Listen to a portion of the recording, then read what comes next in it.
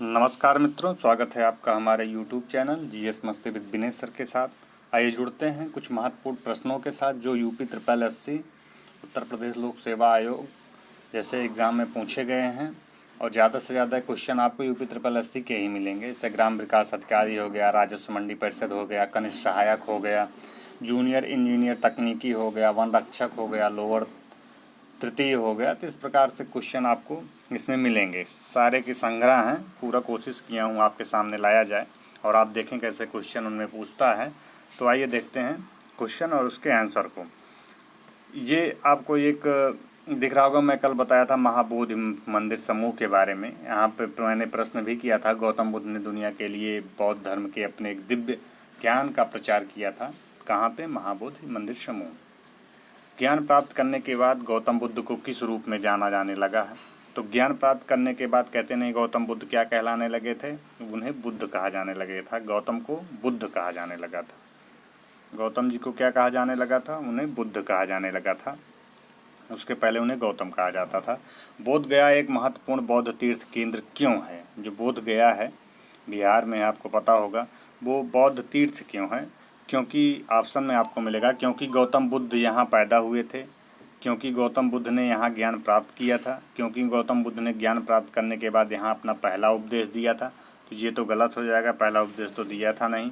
क्योंकि गौतम बुद्ध ने यहाँ निर्माण प्राप्त किया था, ऐसा कुछ नहीं है। ऑप्शन नंबर बी आपका सही, क्योंकि गौतम बुद्ध ने यहाँ ज्ञान प्राप्त किया था। बुद्ध ने अपना पहला उपदेश कहाँ दिया था? क्वेश्चन आएगा, बुद्ध ने अपना पहला उपदेश कहाँ पे दिया था? आप सुने भी होंगे, सारनाथ, रटा रटाया होगा। तो इसी प्रकार से वो क्वेश्चन कुछ पूछता है। विधान भवन रक्षक में पूछा गया था, बौद्धों के लिए उत्तर प्रदेश में स्थित सारनाथ क्यों महत्वपूर्ण है? जो हमारे बौद्ध हैं उनके लिए जो सारनाथ स्थान है उत्तर प्रदेश में, प्रसिद्ध क्यों है? भगवान बुद्ध ने सारनाथ में ज्ञान प्राप्त किया था। भगवान बुद्ध का जन्म सारनाथ में हुआ था। भगवान बुद्ध का सारनाथ में महापरिनिर्वाण देहांत हुआ था। महापरिनिर्वाण का कभी कभी अर्थ भी पूछ लेता है, ध्यान में रखिएगा। ज्ञान प्राप्त करने के बाद भगवान बुद्ध ने सारनाथ में अपना क्या किया था? पहला उपदेश दिया था। तो यहाँ पे क्वेश्चन क्या दे रहा है? बौद्धों के लिए उत्तर प्रदेश में स्थित सारनाथ क्यों प्रसिद्ध है? आप लोग बताइए, सारनाथ क्यों प्रसिद्ध है? बहुत ही अच्छा क्वेश्चन है। सारनाथ क्यों प्रसिद्ध है? तो सारनाथ क्यों प्रसिद्ध है? वहाँ पे क्या किए थे गौतम बुद्ध जी? तो वहाँ पे क्या किए थे? ज्ञान प्राप्त करने के बाद भगवान बुद्ध ने सारनाथ में अपना पहला उपदेश दिया था, इसलिए यहाँ पे ये फेमस थे सारनाथ में। कन्नौज से पूर्व हर्षवर्धन कहाँ का शासक था? कौशाम्बी का था, कुशीनगर का था, श्रावस्ती का था, थानेश्वर का था। मतलब कह रहे हैं कन्नौज के पहले कहाँ का वह शासक था हर्षवर्धन? तो हर्षवर्धन कहाँ का शासक था? थानेश्वर का था शासक था। कहाँ का शासक था? थानेश्वर का शासक था। अगला क्वेश्चन है, 12वीं शताब्दी के आरंभ में दिल्ली पर किसका शासन था? तोमर वंश का, खिलजी वंश का, सैयद वंश का, तुगलक वंश का। तो अगर 12वीं शताब्दी का जिक्र किया जाएगा तो वहाँ पे तोमर वंश का शासक था।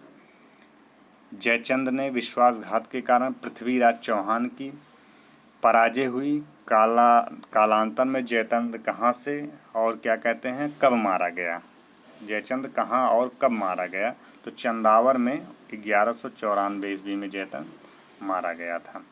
आइए अगला क्वेश्चन हम लोग देखते हैं। थोड़ा स्क्रीन बड़ी कर लेते हैं, उसके वीडियो में छोटा दिखे तो हम लोग थोड़ा स्क्रीन तेज करके देखेंगे। निम्न में से कौन, कह रहे हैं अगला क्वेश्चन हमारा है, निम्न में से कौन से वंश ने भारत के दक्षिण भाग पर शासन नहीं किया है? उनका कहने का मतलब जो हमारा जो इंडिया है, ये दक्षिण भाग पर किसने शासन नहीं किया गया है इस वाले पोर्शन में? तो ऑप्शन में देखते हैं, चेर, पांड, राजपूत, चोल। चोला लिखा गया है तो चोल होगा, तो राजपूत नहीं किए थे। ऑप्शन नंबर सी हमारा सही होता है। पाल साम्राज्य भारत के किस हिस्से से संबंधित है? तो पाल साम्राज्य का जिक्र किया जाएगा, पूर्वी हिस्से से संबंधित है, ना पश्चिमी, दक्षिण, उत्तरी से नहीं, पूर्वी हिस्से से। पाल वंश का पहला शासक कौन था? बहुत हिट क्वेश्चन है, गोपाल था। कौन था? गोपाल था पाल वंश का पहला शासक। ये कृषि प्राविधिक में पूछा गया 2019 में। लौह और रक्त की नीति, लौह और सुनिएगा, लौह और रक्त की नीति किसने अपनाई? बलबन, अलाउद्दीन खिलजी, मोहम्मद बिन तुगलक, बाबर। तो बलबन ने अपनाया था। किसके शासनकाल में इब्न बतूता भारत आया था? इल्तुतमिश के, मोहम्मद बिन तुगलक के, इब्राहिम लोदी के, अकबर के। तो मोहम्मद बिन तुगलक के जो है, जो इब्न बतूता का संबंध है, इसके शासनकाल में क्या था? भारत आया था। अगला क्वेश्चन देखा जाए, भारत पर तैमूर ने किस वर्ष आक्रमण किया था? तैमूर का आक्रमण पढ़ लीजिएगा, 1398 ईस्वी में तैमूर भारत पर आक्रमण किया था। किस शासक ने भारत में तुगलक वंश की नींव रखी थी? भारत में कौन आया था? फिरोज शाह तुगलक आया था, अलाउद्दीन सिकंदर शाह, मोहम्मद बिन तुगलक, गयासुद्दीन तुगलक ने जो है तुगलक वंश की नींव रखी थी। दिल्ली में अलाउद्दीन खिलजी के शासनकाल की अवधि क्या थी? 1296 से 1316 थी।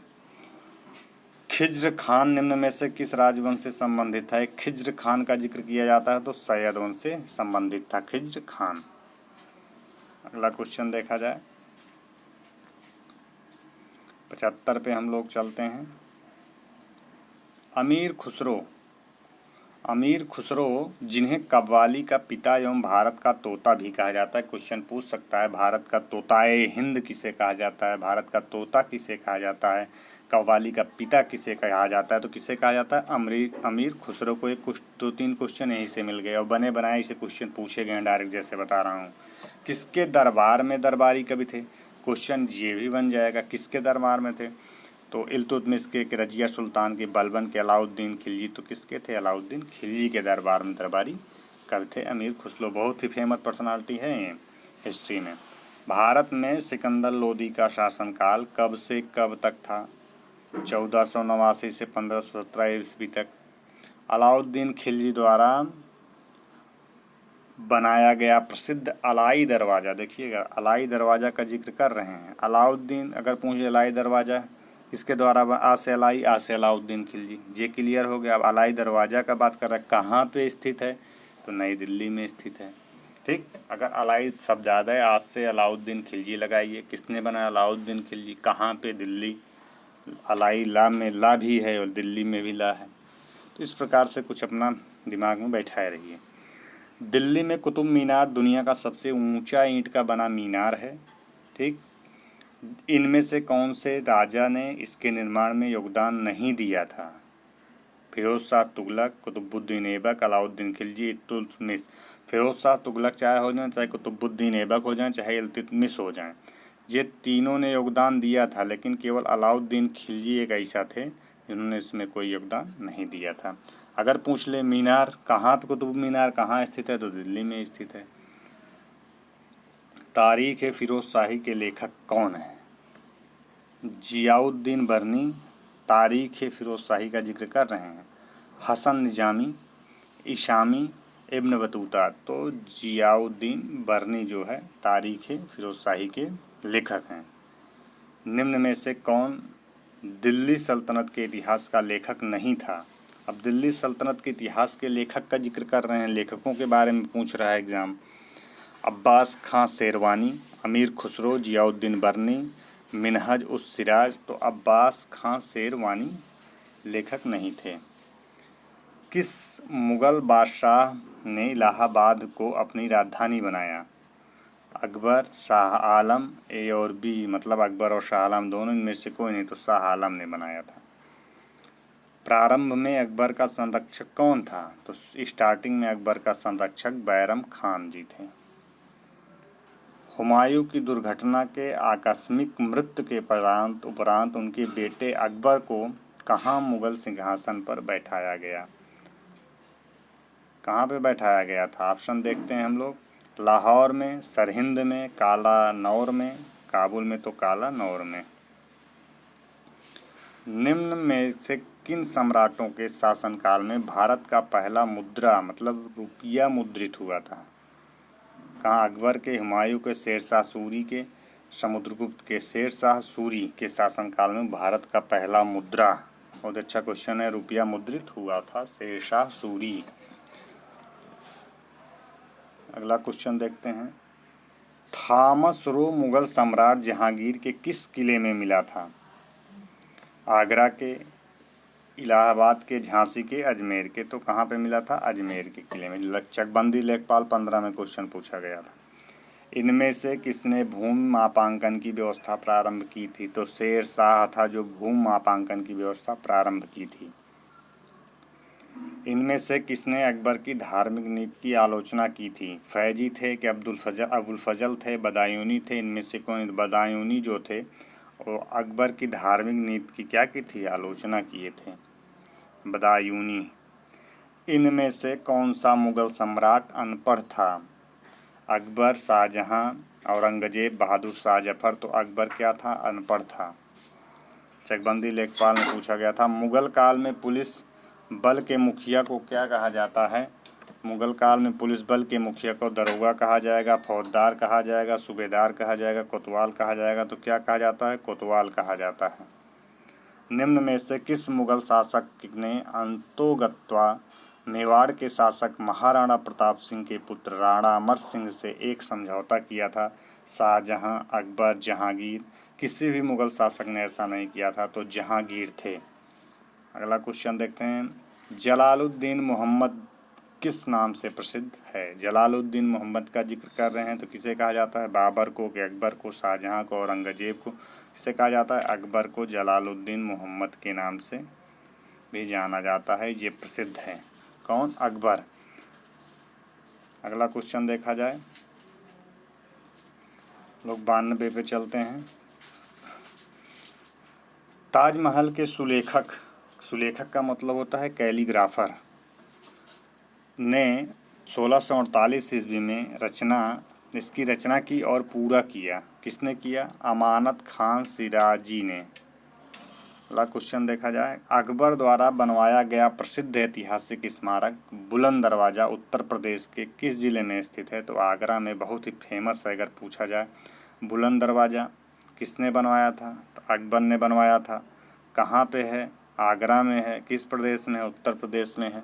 तो इस प्रकार से क्वेश्चन बन सकते हैं आपके। दिल्ली का प्रसिद्ध लौह स्तंभ जो सदियों से बिना जंग, बहुत ही इंपॉर्टेंट क्वेश्चन है, जो सदियों से बिना जंग लगे खड़ा है, वह निम्न में से किस ऐतिहासिक परिसर में स्थित है? जामा मस्जिद परिसर में, लाल किला परिसर में, कुतुब मीनार परिसर में, हुमायूं के मकबरे का परिसर में? तो कुतुब मीनार परिसर में ये खड़ा है जहाँ पे जंग से रहित है, दिल्ली में है। प्रसिद्ध चित्रकार मीर सैयद अली चित्रकारी हेतु किस मुगल शासक के सहयोगी थे? अकबर के, जहांगीर के, बाबर के, हुमायूं के? तो हुमायूं के। बुलंद दरवाज़ा द्वारा बनवाया गया था। अकबर द्वारा बुलंद दरवाज़ा बनवाया गया था। पंचमहल किस में स्थित है? तो पंचमहल हवा महल बोलते हैं। ग्वालियर का किला फतेहपुर सीकरी में, आगरे का किला तो फतेहपुर सीकरी में। निम्न में से किस शासक की मृत्यु उसके पुस्तकालय की सीढ़ियों से गिरकर हुई थी? तो कौन थे? हुमायूं थे। ये बहुत ही अच्छा क्वेश्चन बनता है। पुस्तकालय की सीढ़ियों से गिरकर किसकी मृत्यु हुई थी? तो हुमायूं की हुई थी। किस वर्ष बाबर ने सुल्तान इब्राहिम लोदी को पानीपत की लड़ाई में पराजित किया था? तो 1526 ईस्वी की लड़ाई में किसने, बाबर ने किसको? इब्राहिम लोदी को पराजित किया था। आइए और क्वेश्चन देखते हैं हम लोग। क्वेश्चन नंबर 100 पे चलते हैं। लगभग 150 से करीब जो है हम लोग क्वेश्चन सॉल्व करेंगे एक टॉपिक से। निम्नलिखित में से किस मुगल सम्राट द्वारा आगरा के किले का निर्माण किया गया था? शाहजहां, अकबर, औरंगजेब, जहांगीर? तो अकबर के द्वारा। मुगल शासन के दौरान एक कोतवाल की सही भूमिका क्या हुआ करती थी? युद्ध के लिए सेना का नेतृत्व करता था, राजकोष की बनाए रखता था, राजस्व एकत्रित करता था, कानून और व्यवस्था बनाए रखना। तो उसका कार्य था कानून और व्यवस्था बनाए रखना, एक कोतवाल का काम था। बिहार राज्य के सासाराम शहर में निम्नलिखित किस प्राचीन साम्राज्य का मकबरा है, सम्राट का मकबरा है? कौन सा है? तो शेर शाह सूरी है, जो कि बहुत ही फेमस है। मुगल वंश के पहले सम्राट अकबर ने अपनी देशीय भाषा चगताई, कौन सी भाषा? देशीय भाषा चगताई, तुर्की में अपनी आत्मकथा लिखी है। इस पुस्तक का नाम क्या है? बहुत ही अच्छा क्वेश्चन, बाबरनामा है। बाबरनामा बाबर ने किस भाषा में देसी भाषा चगताई थी? तुर्की में आत्मकथा लिखी।